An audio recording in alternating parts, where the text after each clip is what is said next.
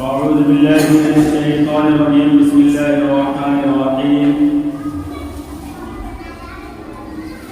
إنما يعمر مساجد الله أن يذكر وقال النبي صلى الله تعالى عليه وسلم من بنى لله مسجدا يبتغي به وجه الله عز وجل بنى الله له بيتا في الجنة أو كما قال عليه الصلاة والسلام صدق الله العظيم وصدق رسوله النبي الأمين المكين الكريم ونحن على ذلك من الشاهدين والشاكرين والحمد لله رب العالمين. بنظر ملت اسلامیہ خطبہ رسول کے بعد میں نے قرآن مجید و فرقان حمید کی ایک مختصر سی آیت کریمہ تلاوت کی، ایک حدیث پاک پیش کیا. آئیے اس میں کچھ سننے اور سنانے سے پہلے ہم اور آپ لے کر ایک مرتبہ اپنا نامدار مدینے کے تاجدار دونوں عالم کے مالک و مختار جناب احمد مصطفیٰ محمد مصطفیٰ صلی اللہ تعالی علیہ وسلم کی مقدس بارگاہ میں انتہائی عقیدت و محبت کے ساتھ درود پاک کا نذرانہ پیش کریں. پڑھیے بابا سے اللہم صلی علی سیدنا شفیعنا حبیبنا نبینا مولانا محمد وسلم صلی اللہ علیہ صلاۃ و سلام علیک یا رسول اللہ صلی اللہ تعالی علیہ وسلم.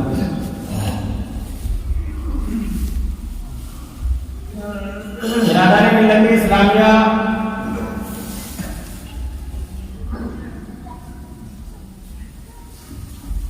اس دنیا میں زمین کے اوپر اگر کوئی جگہ سب سے اچھی اور سکون والی جگہ ہے تو وہ اللہ کا گھر یعنی مسجد ہے، جہاں انسان کو سکون مل سکتا ہے. جب بھی کوئی پریشانی آئے، مصیبت آئے، تکلیف آئے تو ہمارا سب سے پہلا کام یہ ہونا چاہیے کہ ہم اللہ کے گھر میں آئے، اپنے سر کو سجدے میں رکھ کر کے اللہ کی بارگاہ میں دعا کریں. انشاءاللہ انسان کو تمام بلاؤں سے، تکلیفوں سے چھٹکارا مل جاتا ہے. اور صرف اتنا ہی نہیں بلکہ یہ ایسی جگہ ہے کہ جس کے بارے میں آقا کائنات صلی اللہ تعالی علیہ وسلم نے ارشاد فرمایا کہ اے میرے صحابیوں، جب تمہارا گزر جنت کے راستے سے ہو، جنت سے جب تم گزرو تو اس میں سے تم کچھ کھا لیا کرو. صحابہ نے پوچھا کہ یا رسول اللہ، جنت سے گزرنے کا مطلب کیا ہے، اسے کھانے کا مطلب کیا ہے؟ تو آقا نے ارشاد فرمایا کہ زمین کے اوپر جو اللہ کا گھر ہے، یعنی جسے ہم مسجد کہتے ہیں، یہ زمین کے اوپر انسان کے لیے، مومنوں کے لیے یہ جنت ہے. جب تمہارا مسجدوں سے گزر ہو تو اس میں سے کچھ کھا لیا کرو، یعنی 2 رکعت نفل نماز پڑھ لیا کرو تاکہ تمہیں جنت سے گزرنے کا فائدہ مل جائے. جب تم یہاں 2 رکعت نماز پڑھ لو گے، کل بروز محشر جب تمہارا داخلہ جنت میں ہوگا تو اللہ تبارک و تعالیٰ تمہیں جنت کے پھل کھلاتا ہوا نظر آئے گا. تو یہ جو مسجد ہے، ہم اسے معمولی نہ سمجھے، صرف اینٹ اور پتھروں کی دیوار نہ سمجھے، بلکہ زمین کے اوپر یہ انسانوں کے لیے ایک جنت ہے. اور یہ مسجد کو مسجد کیوں کہتے ہیں؟ مسجد کا اصل معنی ہوتا ہے لغوی اعتبار سے سجدہ کرنے کی جگہ. جہاں انسان سجدہ کرے اسے مسجد کہا جاتا ہے. حالانکہ نماز میں سجدہ بھی ہے، انسان قیام میں بھی کھڑا ہوتا ہے، رکوع بھی کرتا ہے. تو مسجد کو مکان نہیں کہا گیا، قیام نہیں کہا گیا، سجدہ کرنے کی جگہ اس لیے کہا گیا ہے کہ جب کوئی بندے مومن سجدہ کرتا ہے تو آقا فرماتے ہیں جب کسی انسان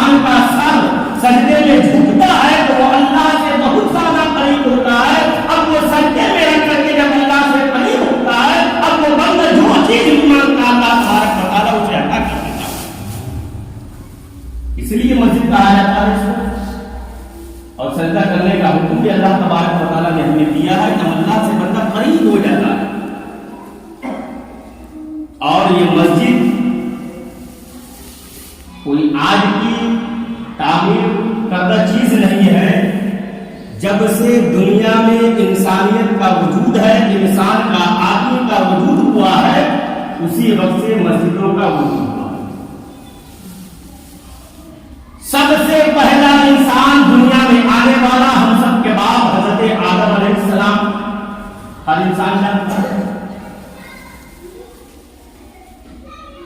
یوں تو حضرت آدم علیہ السلام جنت میں بھیجے گئے تھے.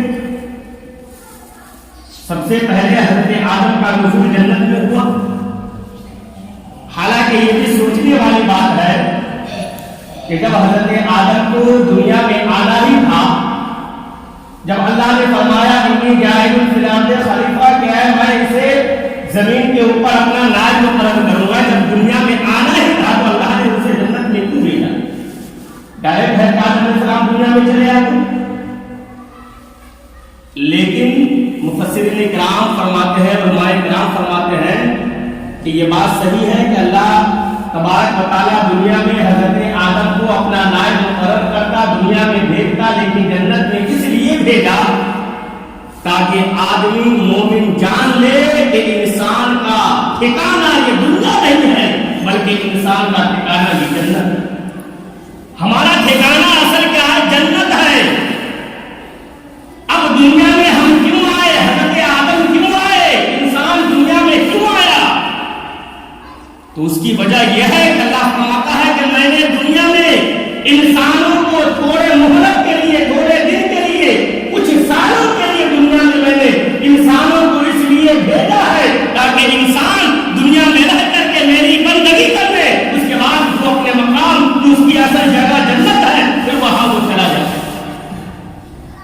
ہم کو اللہ نے دنیا میں صرف کچھ سالوں کے لیے اپنی عبادت کے لیے بھیجا. یہ ہمارا اصل جگہ نہیں ہے. اصل جگہ تو انسان کی جنت ہے. ہمارا کام یہ ہے کہ جب ہم دنیا میں آ گئے تو اپنے اصل جگہ کو بنانے کی فکر کریں تاکہ ہمیں وہاں کوئی پریشانی نہ ہو. حضرت آدم علیہ السلام سب سے پہلا انسان دنیا میں آنے والا. اسی لیے ہم آپ کو آدمی کہا جاتا ہے کیونکہ ہم لوگ آدم سے بنے. حضرت آدم علیہ السلام جب دنیا میں آئے تو سب سے پہلا کام جو کیے تھے وہ خانہ کعبہ بیت اللہ کی بنیاد ڈالی.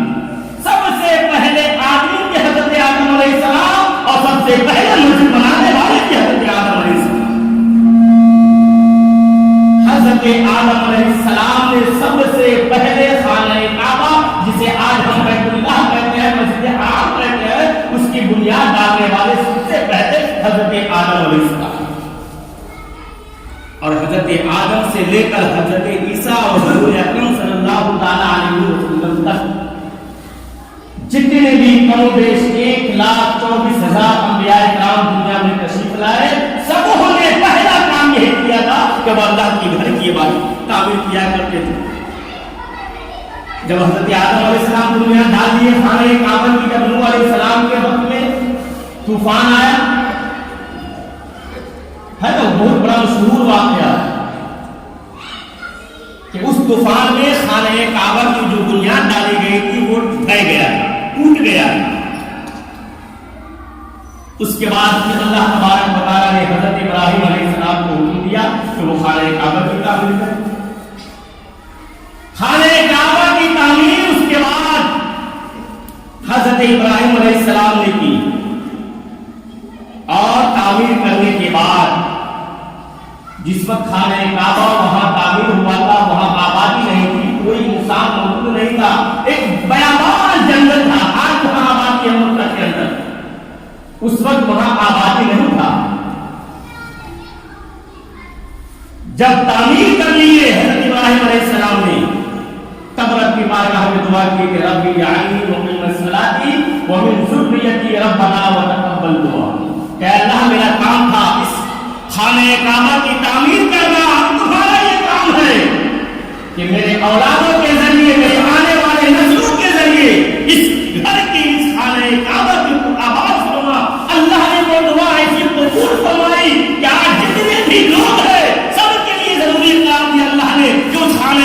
میں جائے تبھی جا کر کے انسان حج کر سکتا ہے اور حج اس کا مکمل ہو سکتا ہے. اتنی عظمتیں بڑھ گئی اس خانہ کعبہ کی. اس کے بعد آقا کائنات صلی اللہ تعالی علیہ وسلم مسجد بنانے کی فضیلت میں کتنی اہم چیز ہے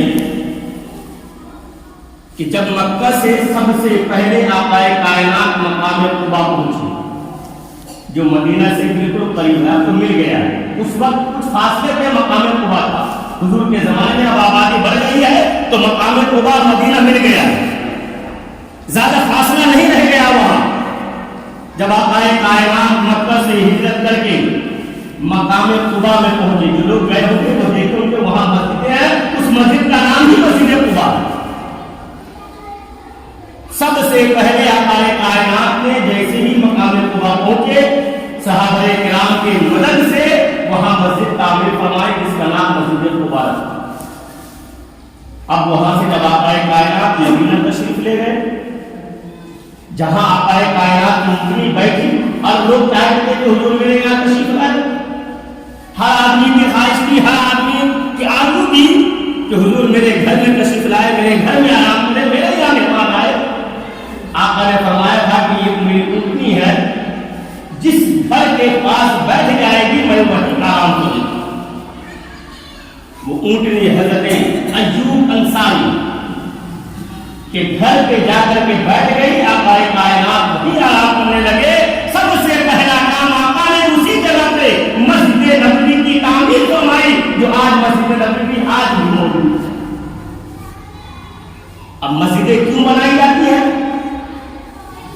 اس لیے بنائی جاتی ہے تاکہ انسان وہاں اللہ کی تسبیح بیان کرے, سجدہ کرے, دعائیں مانگے, ذکر و اذکار کرے, اللہ کی عبادت کرے. اللہ نے مسجدوں کو بنانے کا ہمیں حکم دیا ہے. اسی کے تحت مفسرین کرام فرماتے ہیں کہ مسجد میں دنیاوی باتیں کرنا, یہاں وہاں کی باتیں کرنا اتنا سخت ہے کہ آقا فرماتے ہیں کہ جب کوئی انسان مسجد میں دنیاوی بات کرتا ہے تو جس طرح ایک لکڑی کو آگ جلا کر کے راکھ بنا دیتی ہے, اسی طریقے سے جب کوئی انسان مسجد کے اندر بیٹھ کر کے دنیاوی بات کرتا ہے اس کی نیکیوں کو اس لکڑی کی طرح جلا کر کے راکھ کر دیتا ہے, اس کی ساری نیکیاں جل کر کے راکھ. اتنا سخت وعید ہے کیونکہ یہ عبادت کا گھر ہے, یہ اللہ کو قریب کرنے کا گھر ہے.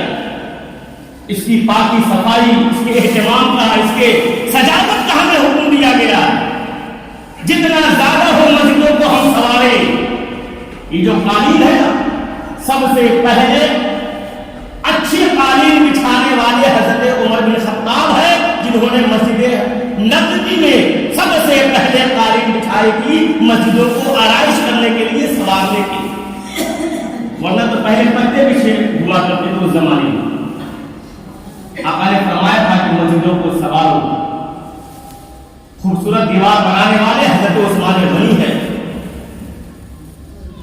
اللہ نے اور اس کی اتنی فضیلت ہے کہ میں نے جو حدیث پاک پیش کیا, اللہ فرماتا ہے, آقا فرماتے ہیں من بنا للہ مسجد, کہ جو بھی انسان اللہ کے گھر کو بنائے گا.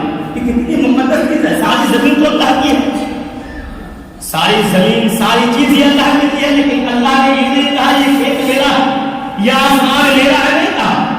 ساری چیزوں کا پیدا کرنے والا اللہ ہے, لیکن مسجد ہی کو اللہ نے فرمایا کہ یہ میرا گھر ہے. ساری چیز اللہ کی ہے, للہ ملک السماوات والارض, لیکن اللہ نے مسجد کے بارے میں فرمایا کہ یہ میرا ہے. من بنا للہ مسجد, کہ جو بھی اللہ کے لیے مسجد کو بنائے گا, مسجد کو تعمیر کرے گا, یبتغی بہ وجہ اللہ, اور مسجد بنانے کا ایک ہی مقصد ہو کہ اللہ مجھ سے راضی ہو, اور اس کے علاوہ کوئی مقصد نہیں ہونا چاہیے. مقصد ایک ہی ہونا چاہیے, چاہے ہم پیسے کے ذریعے مدد کریں, کام کے ذریعے کریں, جس طریقے سے ہم اللہ کی گھر بنانے میں ہمیں مدد کرنا چاہیے. جب مسجد قبا کی تعمیر ہو رہی تھی, صحابہ کرام اپنے ہاتھوں سے اینٹ گارے اٹھا کر کے لا رہے تھے. اللہ کو یہ ادا اتنی پسند آئی کہ اللہ نے ان کا تذکرہ قرآن میں نازل فرما دیا. لمسجد اسست علی التقوی, قرآن کہتی ہے مسجد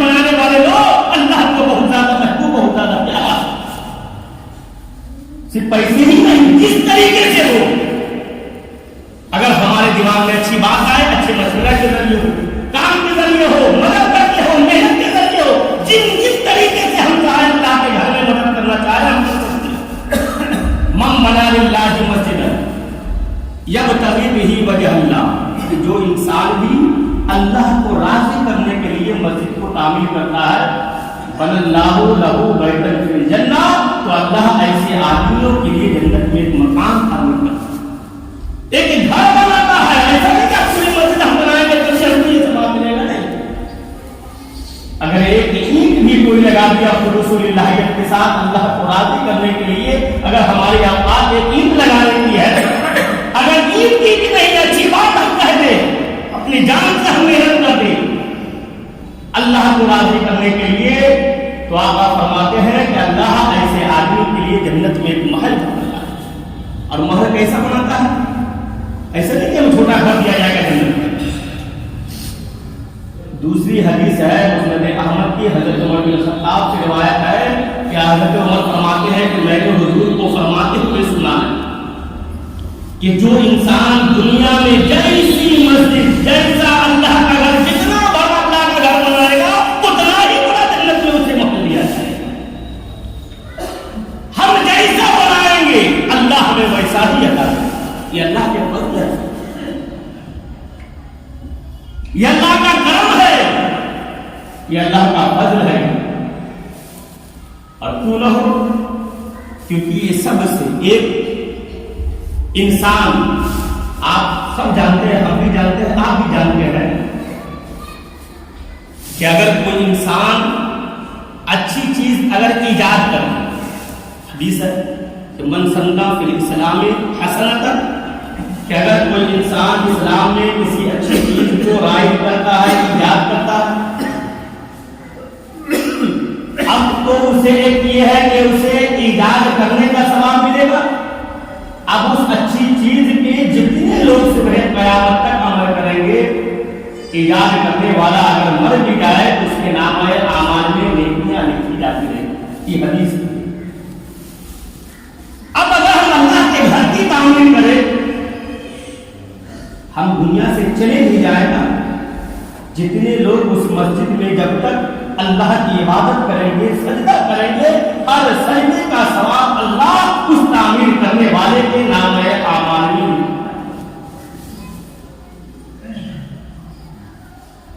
مدرسہ نہیں ہم نے تعمیر کر دیا، وہ مدرسے میں صبح قیامت تک جب جب بچے قرآن کی یا دینی تعلیم پڑھتے رہیں گے، اس تعمیر کرنے والے کے نام اعمال میں لکھا جاتا ہے۔ اور ایک بچہ بھی ہے اس مدرسے سے حافظ قرآن بن گیا، وہ بچہ جتنے کو پڑھائے گا سب کا ثواب اس تعمیر کرنے والے کے نام اعمال میں۔ یہ فضیلت ہے۔ اور تعمیر کے ساتھ میں ہمیں حکم دیا گیا ہے کہ ہم مسجدوں کو آباد کریں، صاف رکھیں، مسجدوں میں صفائی کا بالکل خیال رکھیں۔ مسجد صاف کریں گے اللہ ہمارے دلوں کو صاف کرے گا۔ یہ اللہ کا گھر ہے۔ برادران ملت اسلامیہ، جہاں بھی جس جگہ بھی مومن ہونے کے ناطے، ایمان والا ہونے کے ناطے، اس لیے کہ میں نے جو آیت کریمہ پڑھا ہے اس کا مطلب یہی ہے کہ اللہ کا گھر وہی بناتا ہے جو ایمان والا ہو۔ انما یامر مساجد اللہ من آمن باللہ والیوم الآخر، جیسے اللہ نے فرمایا انما المؤمنون اخوہ، کہ ایک مومن دوسرے مومن کا بھائی ہے۔ اب مومن کون ہے؟ مومن کی پہچان کیا ہے؟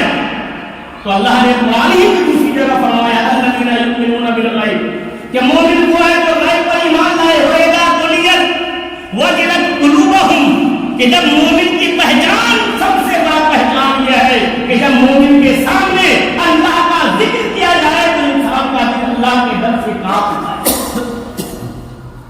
یہ مومن کی پہچان۔ ہم پورے قرآن کا حکم سن لیتے ہیں، ہمارے کانوں میں ذرہ برابر جھوٹ تک نہیں رہتا ہے، ہم کیسے مومن ہیں؟ مومن کی پہچان بتائی گئی ہے کہ مومن وہ ہے کہ جب اللہ کا ذکر کیا جائے تو اللہ کے خوف سے ہمارا دل ڈرے، قرآن کی تلاوت کی جائے تو ہمارے دل میں سرور پیدا ہو۔ یہ مومن کی پہچان ہے۔ اسی طرح اللہ نے فرمایا انما یعمر مساجد اللہ، کہ بے شک مسجدوں کی تعمیر وہی کرتا ہے، مسجدوں کو وہی بناتا ہے، وہی آباد کرتا ہے، چاہے نماز کے ذریعے ہو، سجدوں کے ذریعے ہو، قرآن کی تلاوت کے ذریعے ہو، تعلیم کے ذریعے ہو، یہ وہی آباد کرے گا من آمن باللہ والیوم الآخر، جو اللہ اس کے رسول پر اور آخرت پر ایمان لاتا ہے۔ آقا نے دوسرے حدیث میں فرمایا ہے کفاروں کا کام نہیں کو مسجدوں کو آباد کرے، مشرکوں کا کام نہیں ہے، یہ مومنوں کا کام ہے، ایمان والوں کا کام ہے کہ ہم تعمیر بھی کریں اور اسے آباد بھی کریں اپنے سجدوں سے، اپنے عبادتوں سے۔ یہ نہیں کسی تعمیر کر دی ہم پر یہ ذمہ ہوگی، نہیں۔ اگر ہمارے اندر ایمان کی حلاوت ہے، ایمان کی چاشنی ہے، ایمان باقی ہے، تو ہم اس تعمیر کردہ مسجد میں آ کر کے اپنے رب کے سامنے اپنے سر کو جھکائے گی۔ یہ ایک مومن کی پہچان ہے۔ برادری ملت اسلامیہ، مسجد کی فضیلت تو بہت زیادہ ہے، بہت زیادہ لگے گا، بس اتنا سمجھے کہ دنیا میں سب سے اچھی جگہ یہ اللہ کا گھر ہے، سکون کی جگہ ہے۔ جب بھی دل پریشان ہو آپ مسجدوں میں آ کر کے بیٹھ جائیں، اس میں کچھ پڑھے یا نہ پڑھے، یقیناً آپ کے دل کو سکون میسر ہوگا۔ دنیا میں اگر جنت میں آنا ہو مسجد میں آ جائے، دنیا میں اگر جنت کو دیکھنا ہو مسجدوں کو دیکھ لے۔ آپ نے فرمایا ہے کہ دنیا میں جنت یہ انسان کے لیے یہ مسجد ہے، یہ اتنی مقدس جگہ ہے، ہمیں ہر اعتبار سے، جان سے بھی ہو، مال سے بھی ہو، جس ذریعے سے ہو، ہمیں ہر وقت اچھے کام کی، چاہے وہ مسجد ہو یا مدرسے ہو یا کسی غریب کی بھلائی کا ہو، جو بھی نیک کام ہو، ہمیں ہر وقت اس کے لیے ہر طریقے سے تیار رہنا چاہیے، تاکہ ہمیں یہاں بھی اس کا فائدہ پہنچے گا۔ کل میدان محشر میں ہم چلے جائیں گے، ہماری موت ہو جائے گی، ہمارے گھر والے ہمارے لیے سارے ثواب کرے یا نہ کرے، قرآن پڑھے یا نہ پڑھے، ہم جو کر کے جا رہے ہیں انشاءاللہ اس کا ثواب ہمیں ملتا رہے گا۔ یہ سوچ کر کے ہمیشہ نیک کام کرے۔ برادر ملت اسلامیہ، اسی کے تحت اپنے جو مسجد کی دوسری منزل کی چھت کی جو ڈھلائی باقی ہے، بہت دنوں سے یوں ہی پڑا ہوا ہے، جتنا جلدی ہو جائے ہم سب کے لیے بہتر ہے۔ کبھی کبھی برسات میں پریشانیاں بھی ہوتی، اس لیے ہر انسان کی، ہماری اور آپ کی، ہر مومن کی، ہر ایمان والے کی ذمہ داری ہے کہ ہم اس کے بارے میں سوچیں، اس کے بارے میں فکر کریں، اس کے بارے میں بہتر راستہ نکالیں، بہتر مشورہ دیں۔ اس لیے آج بعد نماز مغرب اسکول میں مسجد کے متعلق مشورہ کے لیے کس طریقے سے جتنا جلدی ہو یہ کام پائے تقریب تک پہنچ جائے، صرف اسی مشورہ کے لیے آپ تمام حضرات کو میں اللہ کے واسطے، اللہ کے گھر کے لیے، اور سب سے بڑی پریشانی یہ ہوتی ہے کہ اعلان کرنے کے بعد آدھا گھنٹہ پونا گھنٹہ انتظار کرنا، یہ انتظار نہ کروائے۔ نماز کے بعد فوراً ہر انسان اپنے ایمان کے لیے، ایمان کی پہچان کے لیے، کسی دوسرے کے لیے نہیں کہ وہ بلا رہا نہیں، اپنے ایمان کی خاطر مغرب کی نماز کے بعد جتنا جلدی ہو سکے، ایک دن اگر کوئی کام بھی ہو اس کام کو اللہ کے لیے چھوڑ کر کے اللہ کے گھر کے لیے آپ حضرات اسکول میں بعد نماز مغرب ضرور تشریف لائے اور اپنے مفید مشورہ سے نوازے۔ یہ ہم مومن کی، ہر ایمان والوں کی ذمہ داری ہے، اپنی ذمہ داری کا احساس کرے، اپنی ذمہ داری کو سمجھے۔ یہ کسی ایک آدمی کا کام نہیں ہے، یہ تو نصیب والوں کی بات ہے جو انسان نیک کام میں لگا رہتا ہے۔ اللہ تبارک و تعالیٰ ہر انسان کو نیک کام کرنے کی توفیق عطا فرمائے۔